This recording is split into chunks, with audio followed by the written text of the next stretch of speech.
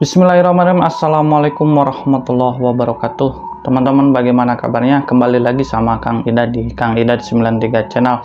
Kali ini kita akan membicarakan sesuatu yang berbeda dari biasanya, yaitu kalau biasanya kan tentang misteri tentang yang horor ataupun sejarah yang mengandung horor.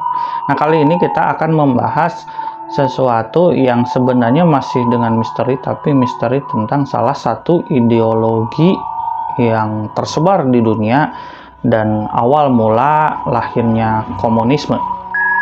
Seperti kita tahu bahwa ideologi komunis terlahir dari seorang tokoh filosof yang berdarah Jerman, tapi keturunan juga dari Belanda, dan jelas ayahnya itu Jerman.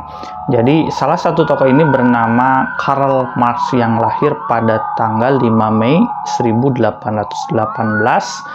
yaitu di Trier, Jerman. Fakta yang unik dari Karl Marx adalah bukunya yang berjudul Das Kapital dan menjadi rujukan utama bagi penganut paham komunisme di dunia ya. Walaupun mungkin sampai saat ini masih banyak yang mengagumi cara berpikir beliau. Oke teman-teman, kemudian fakta yang lain yang sebenarnya mungkin teman-teman tidak tahu adalah bahwa Karl Marx mengarang buku atau menulis buku Das Kapital tidak di negara yang sekarang berideologikan komunis. Kita tahu bahwa Karl Marx mengarang buku Das Kapital itu di pengasingannya. Oke, yang pertama, Karl Marx mengarang buku Das Kapital itu di London. Karl Marx juga pernah ke Perancis, pernah ke Brussels, Belgia, kemudian pernah juga ke London, ya, dan kita tahu bahwa negara-negara itu tidak mempunyai ataupun sampai saat ini tidak berpaham komunis. Tapi kenapa Rusia yang notabene tidak pernah dikunjungi oleh Karl Marx berideologikan komunis pada saat itu, terakhir dari keturunan kekaisaran Rusia terbunuh atau mati karena pemberontakan kaum komunis. Tsar Nicholas II dan para keluarganya itu dilancarkan, keluarga kerajaan itu terbunuh, maka dibentuklah negara Soviet, Uni Soviet yang mempunyai paham komunis, dan pemimpin pertamanya adalah Lenin, yang kemudian juga sering cara berpikirnya disebut dengan Leninisme. Kemudian pemimpin berikutnya adalah Joseph Stalin yang notabene pemimpin yang paling besar di Soviet yang ikut juga pada Perang Dunia Kedua. Nah, kita tahu sebenarnya juga yang beliau Karl Marx itu lahir di Jerman, tapi Jerman menjadi momok utama atau musuh utama dari negara-negara yang berpaham komunis waktu itu, yang dipimpin oleh Adolf Hitler, memimpin juga awal mula dari Perang Dunia Kedua. Jadi kebanyakan pemberontakan di dunia yang terjadi itu pengasingannya ada di Inggris, seperti organisasi yang canangkan ataupun mempunyai pemikiran, mempunyai akidah ada lagi Nabi setelah Nabi Muhammad, Ahmadiyah, yang disesatkan ataupun dikafirkan oleh kebanyakan kaum muslimin di dunia karena meyakini ada Nabi setelah Nabi Muhammad. Itu markas utamanya adalah di London.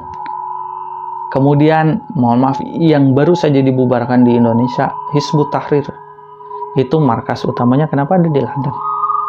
Jadi setiap ada pemberontakan ataupun setiap gerakan yang mengacau itu selalu markasnya di Inggris.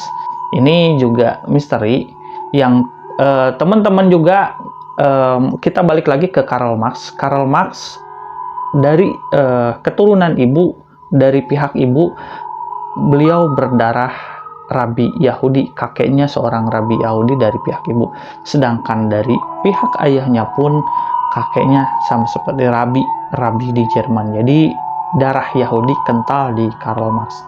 Apa juga pemikiran-pemikirannya bertentangan dengan kaumnya sendiri. Dan yang terpengaruh dengan bacaannya buku Das Kapital yang dianggap sebagai kitab sucinya kaum komunis, yang terpengaruhnya negara yang berhaluan komunis saat ini adalah Rusia, Tiongkok, Kuba, kemudian negara di Afrika ada, ya, negara terbesar adalah Rusia dan Chinese atau RRC yang pahamnya sampai saat ini mempertahankan komunisme. Tapi jika ditelisik juga, jika lebih cermat, bahwa kedua negara itu sudah terlalu jauh melenceng dari dunia komunisme, dari pemahaman komunisme. Banyak kartel-kartel, banyak juga perusahaan-perusahaan yang memang dikelola oleh hanya seseorang, sedangkan itu kan bertentangan sekali dengan paham komunisme yang semua kekayaan dikelola oleh rakyat untuk rakyat, dan juga misalkan dikelola oleh pemerintah untuk kemaslahatan rakyat. Tapi faktanya bahwa banyak sekali di negara yang katanya berhaluan komunis, pengusaha-pengusaha yang isinya borjuis sebagai musuh utama dari gerakan kaum komunisme. Fakta itu semua banyak ya disembunyikan oleh para penganut komunisme sendiri, bahwa negara-negara yang pernah dikunjungi atau pernah ditempati dari Karl Marx sampai saat ini tidak berpaham komunisme, tapi berpaham demokrasi, dan masih ada lagi yang berpaham monarki konstitusional. Inggris salah satunya masih mempertahankan ada ratu, ada raja, dan ada perdana menteri. Sedangkan yang lainnya seperti Prancis itu demokrasi presidensial. Kemudian Belgia. Nah, Belgia masih mempertahankan monarki konstitusional, sedangkan itu pula yang bertentangan dengan pemahaman komunis.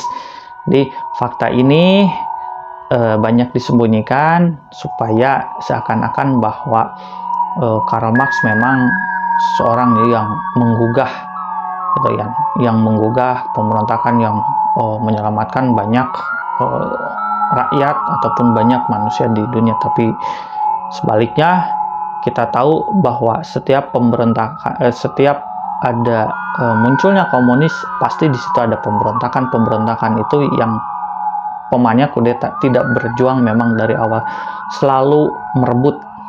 Di Indonesia pernah terjadi, bukan berjuang dari awal tapi merebut, fight 100% dengan penjajah. Itu sejarahnya Kang Idat belum menemukan, hanya melalui pidatonya atau melalui tulisan-tulisan yang dikemukakan oleh tokoh komunis. Salah satunya yang paling banyak menulis karya adalah Tan Malaka. Dikatakan oleh komunis Indonesia itu kurang komunis, atau kan masih mau bekerja sama ataupun masih memahami jalan di luar komunis dan bisa diajak kerjasama dengan pihak pergerakan Islam, ataupun memuji juga. Tan Malaka masih memuji tokoh-tokoh Islam seperti Jamaluddin Al-Afghani, penggerak pan-Islamisme di dunia. Oke, itu saja teman-teman kali ini yang bisa Kang Idat sampaikan. Semoga ada manfaatnya, teman-teman makin paham tentang sejarah di dunia ataupun sejarah di sekitar kita. Nah, kita lahir, jika kita melupakan sejarah, maka hidup kita ke depan tidak akan bisa sukses. Itu saja. Wassalamualaikum warahmatullahi wabarakatuh.